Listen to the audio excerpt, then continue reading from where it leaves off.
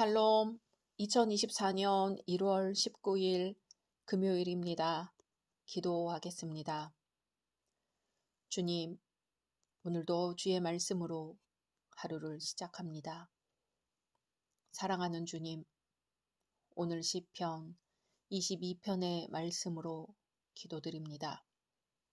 내가 주의 이름을 형제에게 선포하고 회중 가운데에서 주를 찬송하리이다. 아멘. 주님, 오늘 저희의 삶으로 주님을 증거하게 하소서. 오늘 저희의 삶으로 주를 찬송하게 하소서. 예수님의 이름으로 기도드립니다. 아멘. 오늘의 말씀은 시편 22편입니다. 내 하나님이여, 내 하나님이여, 어찌 나를 버리셨나이까?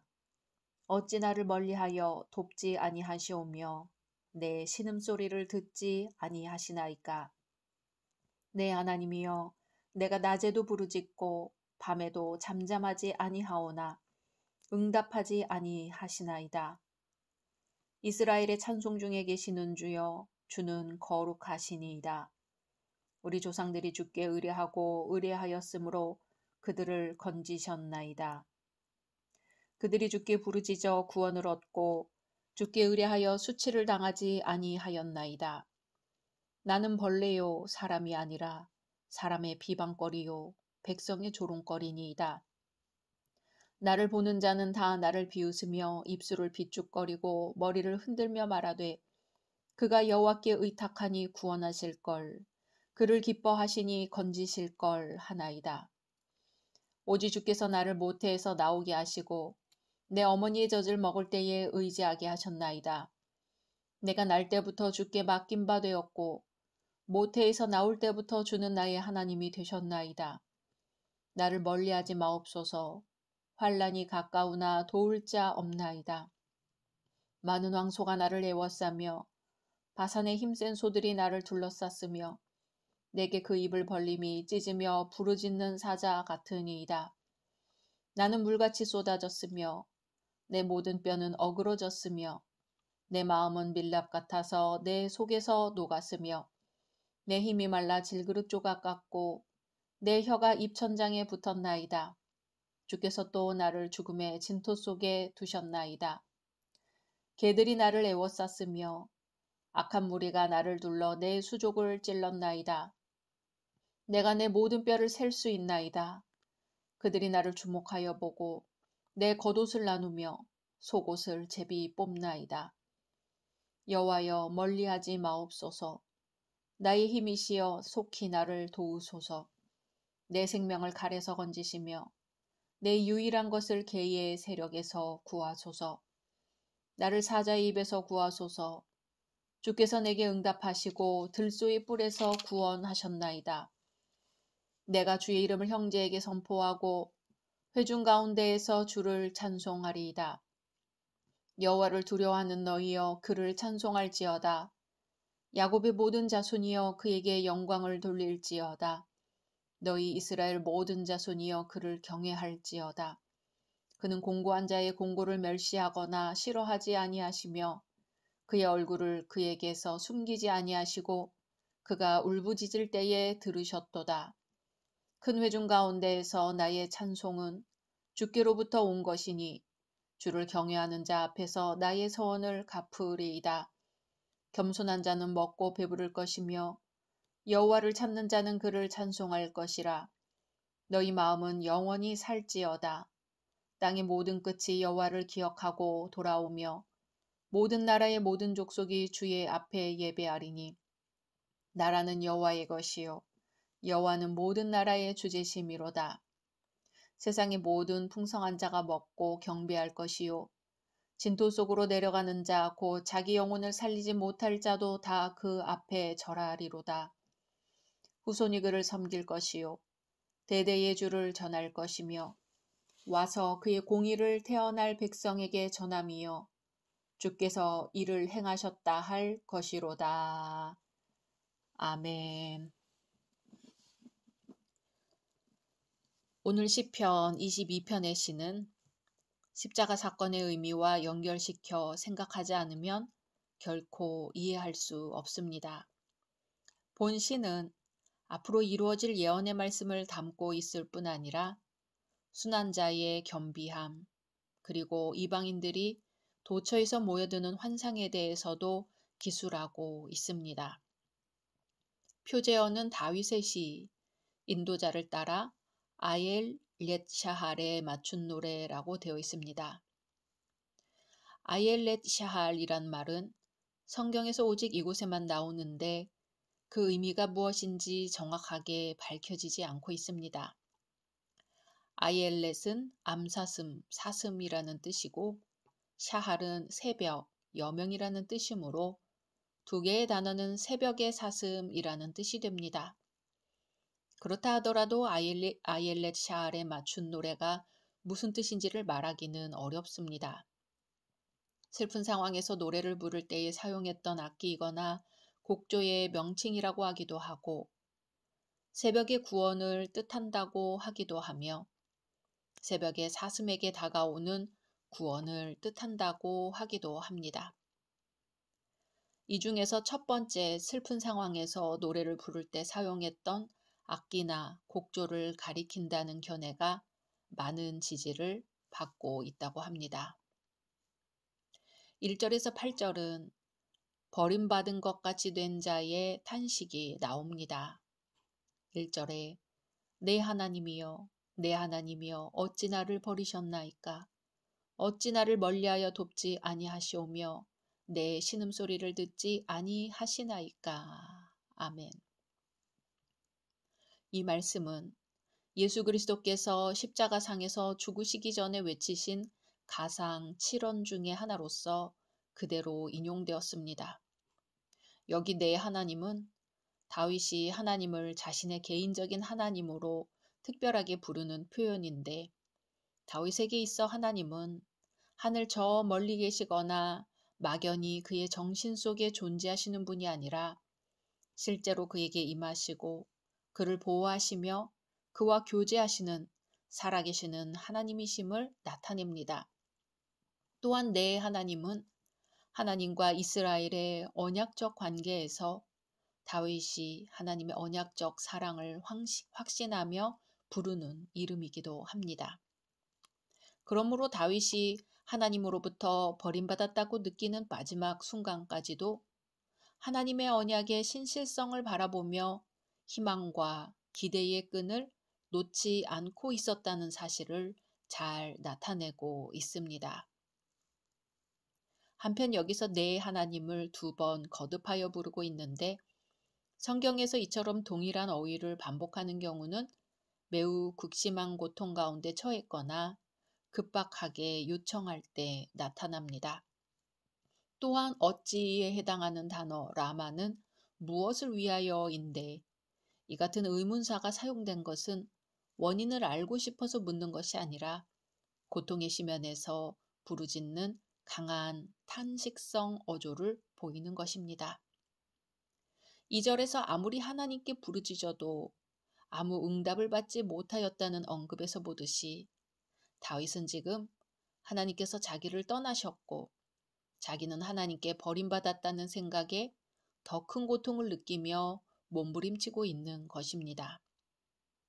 하나님의 사랑을 받으며 하나님을 의지하며 살던 성도는 이러한 때 가장 큰 고통을 느끼는 것이 틀림없습니다. 그러나 내 하나님이란 표현에서 보듯이 완전한 절망의 표현은 아니며 심한 고통 속에서 하나님의 진노를 느끼면서도 하나님께 대한 사랑을 잃지 않은 다윗의 부르짖음인 것입니다. 그러므로 그리스도께서도 모든 원수들에 둘러싸여 하나님으로부터 영원히 버림받은 것 같은 고독과 절망을 느끼셨지만 동시에 하나님의 무한하신 사랑을 받으시면서 본 구절과 동일한 표현으로 말씀하셨던 것입니다. 3절에서 5절은 다윗이 체념하지 않고 끝까지 하나님께 기도하는 근거가 무엇인지를 보여줍니다. 하나님께서 지금 당장 그의 기도에 응답해 주시지 않으시지만 과거 이스라엘 역사 가운데서 하나님을 끝까지 의뢰하며 간구한 이스라엘 열조의 기도를 들으시고 구원하셨던 것처럼 그의 간구 역시 저버리지 않으시고 속히 응답하실 것을 확신하는 내용입니다. 3절에 이스라엘의 찬송 중에 계시는 주여 주는 거룩하시니이다 하면서 다윗은 과거 조상들의 찬송을 들으신 하나님께서 지금 자신의 찬송을 받으시고 응답해 주실 것을 믿으며 이처럼 표현한 것입니다. 이어서 6절에서 8절은 다윗이 앞에서 이스라엘 조상들을 구원하신 하나님께서 자신도 구원하실 것을 확신하고는 있지만 아직까지 기도의 응답이 없는 가운데 현재 당하는 고통과 수치가 너무 크기 때문에 다시금 하나님께 호소하는 부분입니다. 6절에 다윗은 나는 벌레요 사람이 아니라 사람의 비방거리요 백성의 조롱거리니이다 하면서 악인들에 의해 한없이 핍박받는 가운데 징그러운 벌레처럼 싫어함을 받고 있다는 극한적 고통의 상태를 표현합니다. 또 사람들의 조롱을 받는 다윗의 처지는 후에 십자가에 못 박히시고 사람들에게 조롱받으시는 예수 그리스도께 적용될 사실을 예언적으로 말한 셈이 되었습니다. 그러므로 이 구절은 메시아적 특성을 잘 드러내고 있다고 할 수 있습니다. 7절에서 8절에 나를 보는 자는 다 나를 비웃으며 입술을 비죽거리고 머리를 흔들며 말하되 그가 여호와께 의탁하니 구원하실 걸 그를 기뻐하시니 건지실 걸 하나이다 하는 이 표현은 공공연한 적대와 멸시의 표현이라 할 수 있습니다. 이런 조롱은 십자가에 못 박히신 예수 그리스도를 조롱했던 무리들에게서도 동일하게 찾아볼 수 있습니다. 그리고 여호와께 의탁하니 구원하실 걸, 건지실 걸 하는 것은 다윗의 신앙마저도 원수들에게 조롱을 받고 있음을 뜻하며 하나님의 능력을 무시하는 모독적인 말에 다윗은 가장 마음이 아팠을 것입니다. 9절에서 21절은 지독한 환난 중의 간구가 표현되어 있습니다. 여기서 고난의 사람 다윗은 과거와 현실의 모순 속에서 괴로워하며 울부짖습니다. 다윗은 과거 출생 때부터 하나님의 보호 안에 있었습니다. 하나님에 의해 선택된 자였고 하나님의 지극한 돌보심 가운데 태어났습니다. 그런데 현실은 어땠나요? 다윗이 직면한 상황은 과거에 베풀어진 하나님의 언약적 선택과 인도를 전혀 발견할 수 없는 참담한 상황입니다. 잔인한 원수들이 많은 황소나 바산의 힘센 소들과 같이 그를 죽이려고 덤벼들고 있으며 고통과 질병으로 그의 모든 영과 육은 죽음의 문턱에까지 이르렀습니다. 또한 원수들은 그의 수족을 찔렀으며 피골이 상접한 육체는 뼈를 셀 수 있을 정도였습니다. 아마도 이보다 더한 고난은 없을 정도지요. 이러한 표현들은 다윗의 고난을 묘사하고 있지만 종국적으로는 예수 그리스도의 엄청난 순환을 예언한 것입니다. 그리스도는 처음부터 거룩하신 분이요, 처음부터 하나님의 아들이셨지만 이와는 완전히 동떨어져 고난과 연약함을 자발적으로 감당하셨습니다. 22절에서 31절은 전반부와 전혀 다른 내용으로 전개되고 있습니다. 즉 극한 고난 가운데 고통을 호소하며 시급한 구원을 바라던 다윗이 여기서는 하나님의 구원하심을 기뻐하며 찬양하고 있음을 보게 됩니다. 이것은 본 시를 기록하는 동안 하나님의 섭리로 말미암은 어떤 상황의 변화가 일어났다기보다는 그의 기도에 응답해 주실 것을 믿어 의심치 않은 선취적 신앙에 근거한 것으로 보입니다. 여기서 다윗은 자신의 시대와 미래에 이루어질 일을 소망하면서 노래하는 가운데 자신도 모르게 성령의 감동케 하시는 역사를 통하여 예수 그리스도 시대에 성취될 복음과 하나님 나라에 대해 예언하고 있습니다. 다윗은 땅끝에 사는 이교도들이 여호와께 회개하고 돌아오며 여호와께서 이방 민족의 통치자가 될 것을 말합니다. 또한 가난한 자나 부유한 자를 막론하고 모든 종류의 인생이 그 앞에 경배하게 될 것과 후손들이 대대로 하나님께 영광을 돌릴 것을 말하고 있습니다.